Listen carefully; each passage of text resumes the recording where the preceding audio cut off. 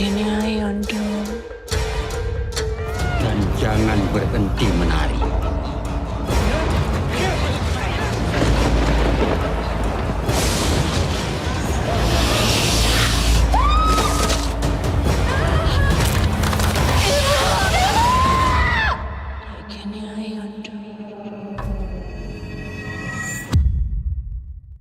The movie opens in the dancing village in 1955, where we see dancers performing.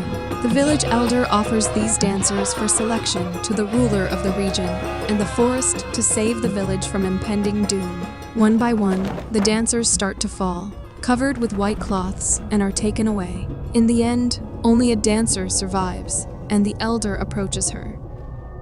In the next scene, the elder approaches Ingrid in the middle of the forest with a box and asks her to take the object out of the village. Ingrid, accompanied by a shaman, runs away. But after a while, the shaman senses something is wrong. He stops and tells Ingrid to run and never look back. As Ingrid runs, an unseen force moves toward the shaman, and the scene shifts to Ingrid, who falls while running and gets injured after hitting a stone. When she gets up, she sees a bangle in the box. She puts it back in, but then hears Badarawuhi's voice saying, "Don't take that." Badarawuhi warns her not to get involved and asks her to return the bangle. However, Ingrid gets up and flees, making Badarawuhi furious. Badarawuhi angrily tells her not to take it as Ingrid runs towards a bridge to leave the village. 25 years later, in 1980, we see Mila visiting East Java with her cousin Yuda and his friend Arya. There, they meet Arya's friend Jito. While Yuda and Jito talk to Arya, Mila wanders into a marketplace, but finds it strange that there are no customers. As she moves ahead, she hears some unsettling sounds and becomes a little scared. When she goes further inside, she discovers a meat market where a woman is chopping meat. As Mila moves forward in fear, the woman warns her not to go there. Before Mila can understand what's happening, Yuda and Arya arrive, and she leaves without saying anything. Yuda notices that the market is empty, and they leave, and as they do, a light turns on. Later, Mila shows some drawings to Jito and asks if he knows the place depicted. Jito says that every village in the area has a gate like the one in the drawings, and he doesn't recognize it specifically. Yuda explains that they need to go there to do something for Mila's mother, who is currently sick. Jito finds a drawing of a dancer and mentions that there is a village known for its dancers, often called the Dancing Village. Mila asks if he can take them there, and although Jito initially says it's far, he agrees after Yuda offers him some money. Jito brings them to the Dancing Village, and when they enter, they notice an offering at the start of the bridge. In the village, they meet a woman named Sundri, and Jito asks her if they can meet the elder, to which Sundri tells them that the elder Putri used to live there, but recently passed away. Mila asks whom she should speak to if she has questions, to which Sundri suggests Boyu, but mentions that he is currently away. They discuss what to do next, and Mila suggests waiting for Boyu. Yuda asks Sundri if they can stay in the village until Boyu returns, to which Sundri says they can stay at the guard post, and they agree to it. Once at the guard post, Yuda tells Mila that he doesn't think she can sleep there. He approaches a woman named Rati, introduces himself, and explains that they are the ones staying at the guard post. He asks her if it would be okay for his sister Mila to stay in her house. He also tries to offer her some money, but Rati refuses, saying he doesn't need to, and that she will gladly let Mila stay in her house. Rati brings Mila to her house and requests her to be quiet during her stay, as her mother Gianti is ill. Rati then enters her room, and Mila notices a photograph on display. Rati returns with a clean cloth for Mila and invites her to rest in her room if she wishes. Later that night, a few people enter the village, causing the lamps to go out. The lamp at the guard post also goes dark, and when Yuda notices this, he tries to fix it. As he does, a figure approaches him, but as soon as the lamp is lit again, the figure vanishes. Meanwhile, Mila wakes up to drink water, and as she does, the door to Rati's room creaks open, and she hears a female voice singing a song. Perplexed, Mila moves towards the room and sees Gianti, visibly scared. Suddenly, a gong rings, the lamp goes out, and the door opens further. To Mila's shock, she sees Badarawuhi standing there, saying she has been waiting for her for so long. The door then slams shut in her face, and the lamp lights up again on its own. The next morning, Mila asks Rati about her mother's illness, but before Ratish can respond, her mother starts coughing, prompting Ratish to rush into her room. As Mila observes, she sees Rati's mother in a distressed state, looking fearfully at a corner of the room. However, Mila doesn't see anyone else there. Later, Mila tells Rati that her mother Ingri is experiencing the same condition as Rati's mother. In a flashback, we see a shaman being brought to Mila's house by her aunt, because the doctors cannot explain Ingri's condition.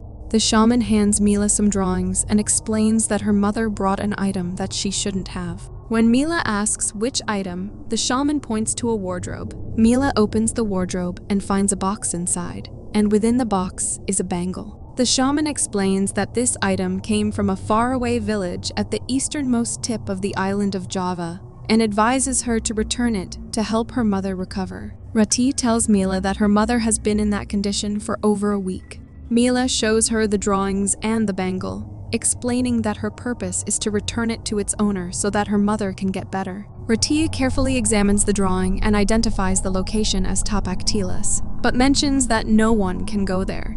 When Mila asks why, Rati says she will let Buyu explain the reason to her. Later, Mila tells Yuda that Rati mentioned she might have seen the gate, but they are not allowed to go there, and she suggests they wait for Buyu.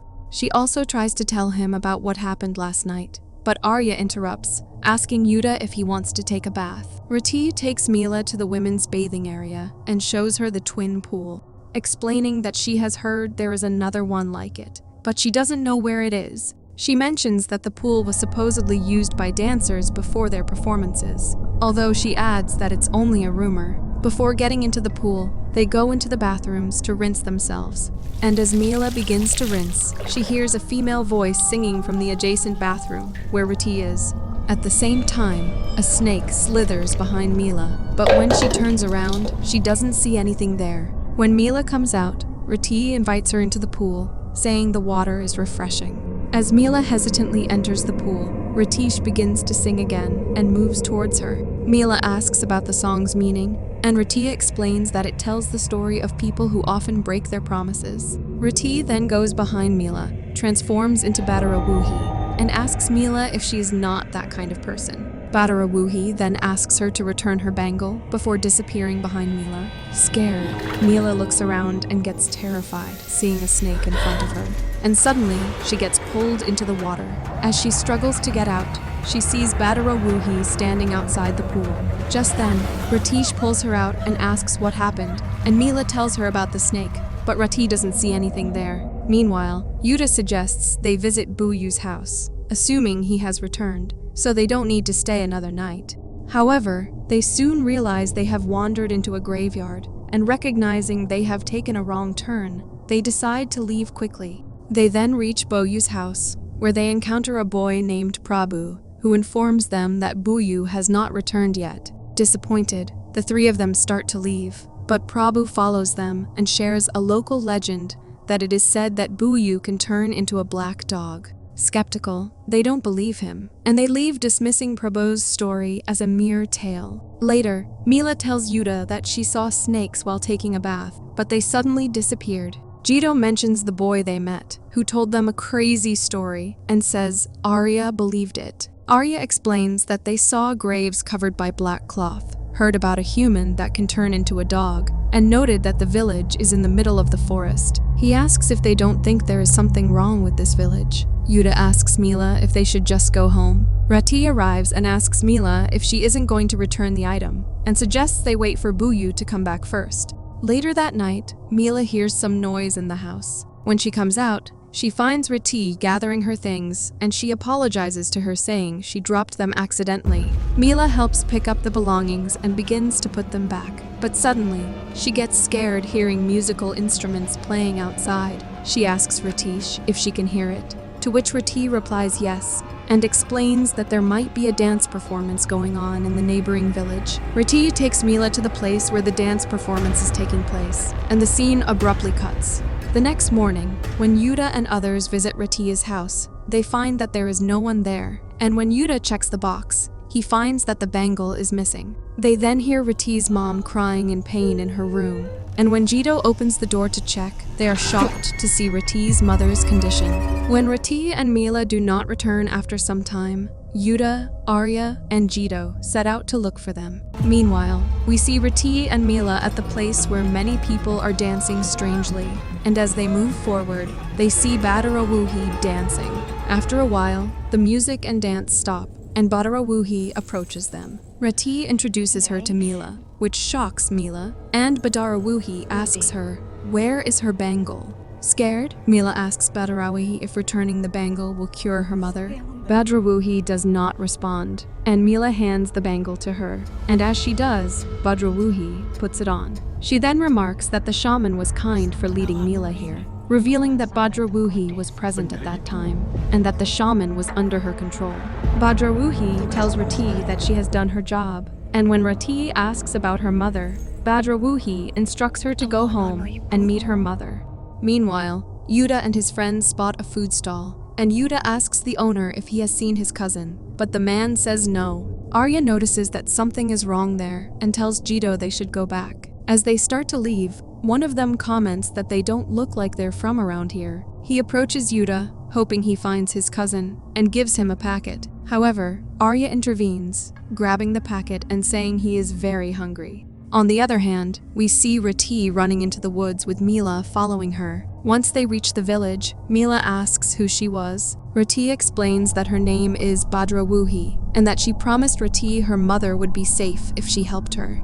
In a flashback, we see that during their bath, Reti encountered her mother asking for help. Gianti suddenly lunges at her, but then disappears, and Badarawuhi appears. Badarawuhi tells Reti that although her mother is suffering now, she can be saved if Reti helps her. The flashback concludes with Reti taking Mila out of the water, while Badarawuhi is still present. They both rush to Reti's home, but are shocked to find that her mother's condition has worsened. Mila decides to flee the village, but Yuta and his friends find her. She insists that she wants to go home and see her mother, but Yuta tells her it's too dangerous, and they bring her back to Reti's house with them. Once they're back, Mila tells Yuta that they don't have time, and she needs to make sure that what she did was right. Yuta asks what she did, to which Mila opens the box and shows him that she returned the item, but then questions why it still feels wrong. Jito asks if she was gone all day just to return the item. Shocked, Mila replies that she was only gone for a little while, but Arya then tells her that they had been searching for her all day. At that moment, Jito notices a strange smell and realizes it's coming from the packet they got from the stall. He opens it and finds a dead monkey inside, which shocks everyone. Arya asks Jito why he accepted the food from the strange people, and only then Reti comes out upon hearing the commotion and is equally shocked to see the dead monkey. Later, they all go to sleep, but Mila lies awake, staring at her mother's photo. She suddenly realizes she is at home, and her mother, now completely healed, comes to her. Ingrid asks if she had a nightmare, and says she has prepared her favorite food, but Mila says she will eat later and asks her to stay while she rests. They both lie down on the bed, and when Mila opens her eyes, she finds herself back in Rashi's house, realizing it was just a dream. Then, she hears her mother's voice, and when she comes out to check, the lamp goes out on its own. Mila notices her mother's voice coming from the kitchen, and when she heads in that direction, she sees her mother standing there. As Mila approaches, Ingrid looks at her and suddenly says that she should go home and doesn't need to save her. Ingrid warns Mila that she doesn't know what she is about to face and advises her not to give in to any of Badarawuhi's persuasion. Suddenly, they hear the sound of anklet bells, and Ingrid tells Mila that Badarawuhi has seen her and that she can't stay long. Just then, something terrible happens to Ingrid. She is lifted into the air and then thrown onto the table. Horrified, Mila screams, waking up the others, and they find Yanti lying in the kitchen. Reti comes out searching for her mother and is shocked to see her in the kitchen, now possessed by Badarawuhi. Badarawuhi tells them that their mothers are now in Ankara Murka and that the villagers know what must be done. She demands that the villagers perform the ritual to prevent further harm. Badarawuhi then violently throws Gianti against a wall, injuring her badly, and when Reti goes to check on her, Badarawuhi pushes her back. Next, Badarawuhi forces Gianti to peel the skin from her hand, and they all watch in horror, as Gianti then begins to peel the skin from her face. Ratish tries to stop her, and just then, Buyu arrives, and Rati desperately pleads with Buyu to help. The next morning, Buyu asks Mila why she brought the bangle here, but Yuta interrupts, asking what is going on.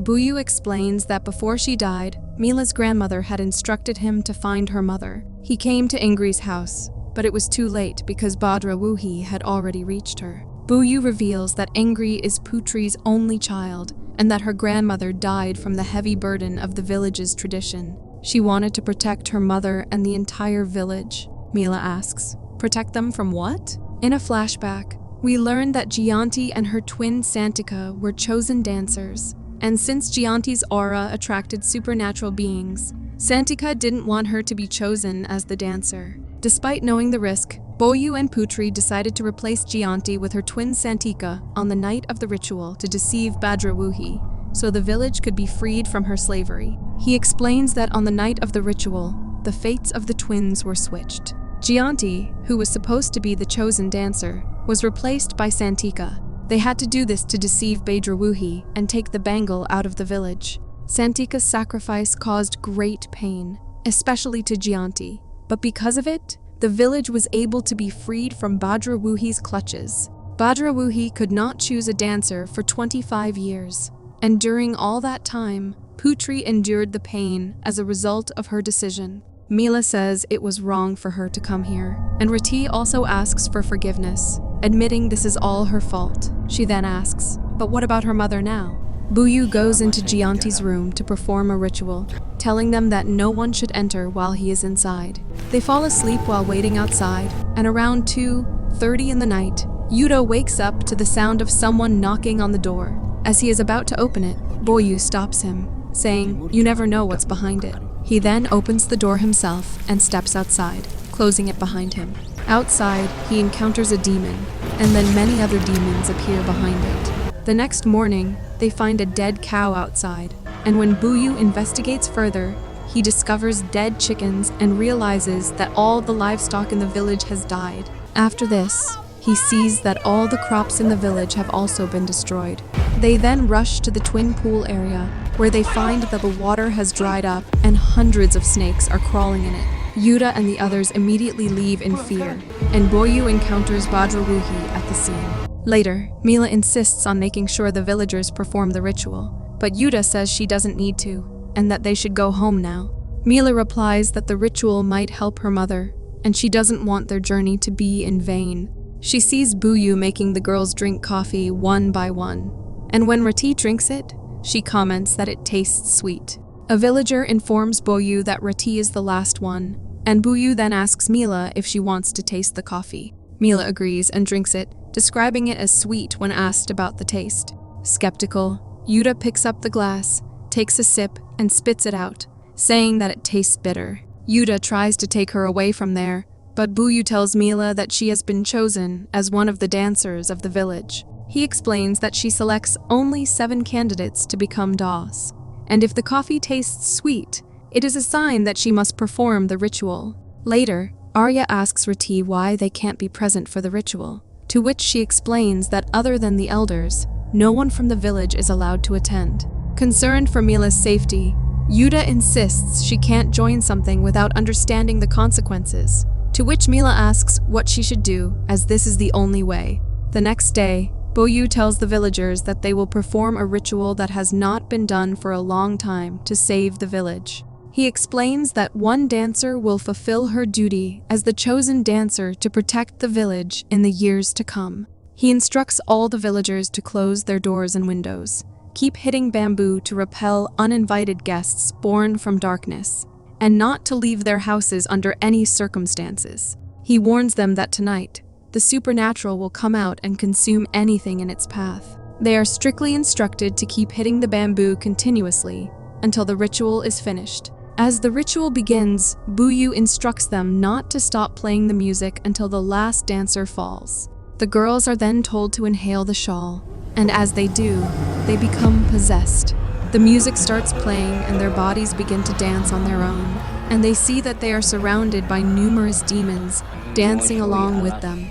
Buyu tells the ruler of the place that he offers these dancers for her selection to save the village from impending doom. After a while, one of the girls falls, and when Buyu approaches her and asks what she saw, the girl replies that she saw nothing. One by one, the other girls begin to fall, leaving only Rati and Mila standing. Meanwhile, Yuta notices that it's almost dark and, concerned for Mila, begins to go look for her. However, Arya stops him, reminding him what Buyu said. On the other hand, an elder asks Buyu why no one has been chosen yet, to which he replies that this is the first time he has encountered such a situation. After a while, Badarawuhi appears and approaches them, prompting them to kneel before her. She asks Mila if she wants to stay, to which Mila responds by asking about her mother. Badarawuhi makes them continue the dance, and then asks Mila if she is scared, encouraging her to stay and accompany her. However, when Mila refuses, she collapses, leaving Rati as the last dancer remaining. Buyu asks Mila what she saw, and she replies that she saw Badarawuhi. Suddenly, Mila becomes possessed and rises, resuming the dance. Buyu instructs the villagers to cover them with white cloths, and as they do, Mila and Rati vanish from the demon's sight. Buyu says they must try to stop this, but meanwhile, the demons start demanding dancers from Badarawuhi. The villagers bring Rati and Mila to Rati's house, and Buyu tells them to go home and protect their families. Yuta asks, "What is happening to Mila?" But Buyu tells them to get some salt and scatter it around the room.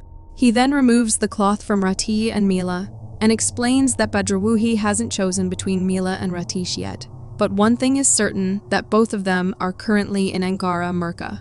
Meanwhile, Mila finds herself in Ankara Murka, surrounded by many men with their faces covered by white clothes. Suddenly, a girl asks her to stay and play together, and Mila is terrified as she sees numerous other girls playing and beckoning her to join them. They then begin approaching her, causing Mila to back away and eventually fall to the ground.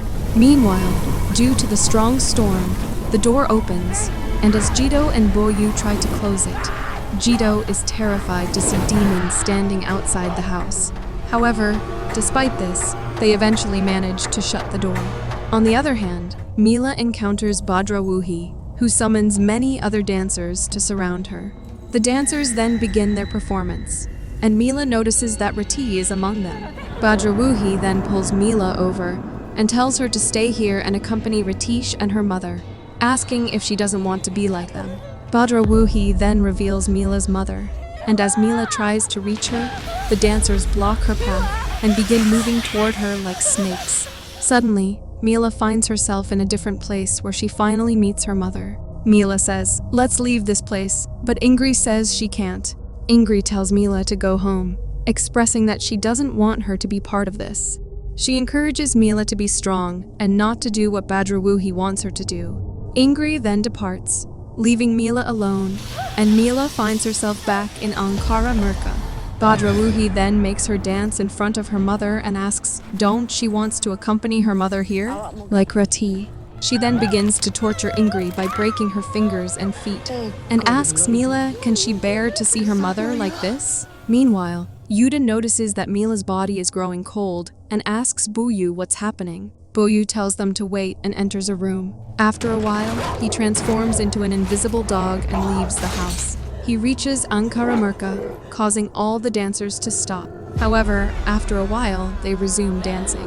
Soon after, Badarawuhi loses control over Mila, and Mila rushes to her mother, which causes Mila to wake up in the real world. After a while, when Buyu returns home, they discover that Rati is dead, and when he rushes to Jayanti's room, Buyu finds her dead as well. The next day, as they are leaving the village, Buyu tells Mila that she is the only dancer who returned from Ankara Murka. Mila explains that she was able to come back because of her mother, and Yuta then takes her away from the village. When they reach home, they find that Ingrid is also dead, and while burying Rati and Jayanti, an elder asks Buyu what should they do after this, to which he says he is not sure, but one thing is for sure, that there should not be any more victims. Thanks for facing the frights with us. If you survived this video, drop a like, summon that subscribe button, and brace yourself for more horror. Until next time, stay spooked.